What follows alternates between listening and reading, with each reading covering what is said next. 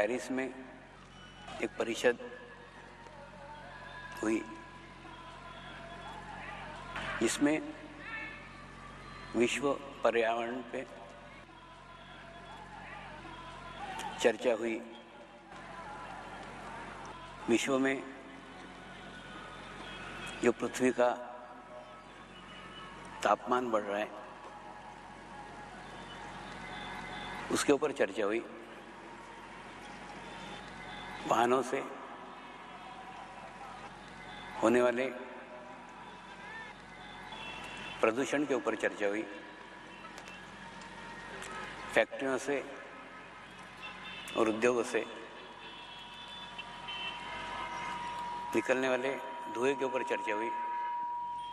पानी के प्रदूषण के ऊपर चर्चा हुई और चिंता व्यक्त की गई कि दिन प्रतिदिन पृथ्वी का तापमान बढ़ रहा है। जिस प्रकार से इन प्रदूषण के ऊपर चर्चा हुई, ठीक उसी प्रकार से एक प्रदूषण पे चर्चा होने की आवश्यकता थी। वो प्रदूषण का क्षेत्र है वैचारिक प्रदूषण।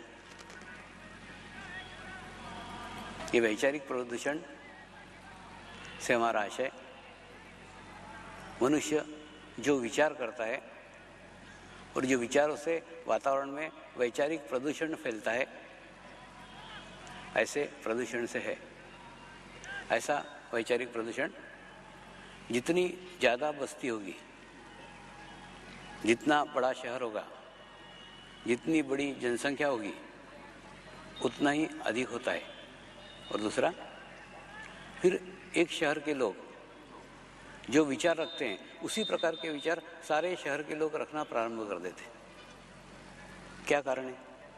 कारण ये है कि प्रत्येक व्यक्ति का अपना एक आभामंडल है, प्रत्येक व्यक्ति का अपना एक ओरा है। और एक आभामंडल का व्यक्ति अगर साथ में हजारों लाखों लोगों को दिन भर में मिलता है तो और उनके विचारों से प्रभावित होता है, तो धीरे धीरे धीरे वो भी वैसे ही विचार करने लग जाता है जैसे वो लोग विचार करते हैं। और उसके लिए आवश्यकता है आप आपका अलग अस्तित्व बनाइए। अब शहर छोड़ के तो जाने से रहे तो क्या कर सकते हो? कोई ऐसा मार्ग ढूंढ लो, कोई ऐसा रास्ता ढूंढ लो जहाँ पे आपका अलग अस्तित्व हो।